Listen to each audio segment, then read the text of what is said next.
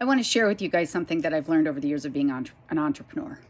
And it is when the number of people who can kiss my sweet patootie is growing exponentially, it might be me. So I heard this talk from a friend of mine years ago, and it's always stuck with me because it's rung so true. When the number of people who can kiss my sweet patootie is growing exponentially, it's probably me. So let me see if you recognize this. You are in the grocery store behind an elderly woman who is going so slow, and you want to be mad at her for keeping you from your busy schedule.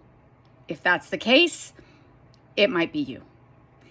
If you are upset with your kids because you've been too busy to wind down in the evening, and so instead of kind of giving them a bath and a story and getting them to wind down, they're running crazy at 9 o'clock and you still have work to do and you're mad at them, it might be you.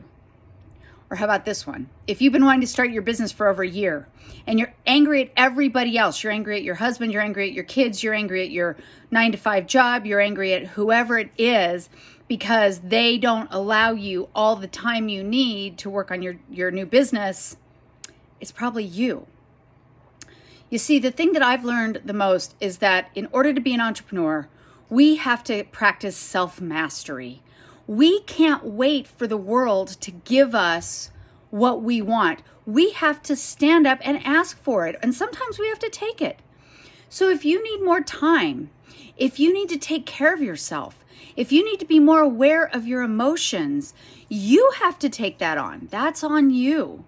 And when you start to get agitated and angry at people, and when everybody in the world can go kiss your sweet patootie, it's probably not about any of them. It's probably that you have let yourself get depleted and that you are not doing the thing that your passion is calling you to do. You're giving away your time, you're giving away your energy, you're giving away your very soul to something that doesn't feed you.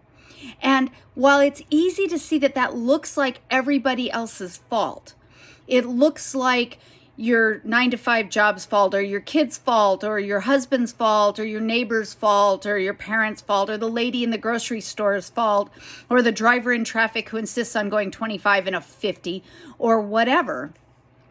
It's really about you taking care of yourself. Self-care is the number one thing that entrepreneurs stumble on because entrepreneurs feel like everybody else needs them. And if you fall into this trap where you feel like you've always got to be working, you've always got to be doing something else, you've always got to be giving, then you're not going to get your business started. Self-mastery is the ability to make sure you have enough time for yourself, to make sure you're doing the thing you need to do to get your business off the ground, and to make sure you're aware of your own emotional state and take care of it. Because right now, if you snap at your kids, it's really bad, or you snap at your husband, it's terrible. But if you snap at a client, or if you snap at someone who's trying to help you start your business just because you're so emotionally depleted, it's harder to bounce back from that. So I've worked really hard to be good, not great, not perfect, but good at self-mastery. And I have a whole bunch of tips on how to do that. So I've written them into my Business Builder Blueprint. They're part of my one-on-one coaching program. It's how to take care of yourself so you can start the business you really want to do and run it in a way that feeds you and doesn't deplete you. So I invite you to either go to my website at drjudymorley.net and download the Business Builder Blueprint, or reach out to me through the website. You can find my email there, and I'll send you a copy.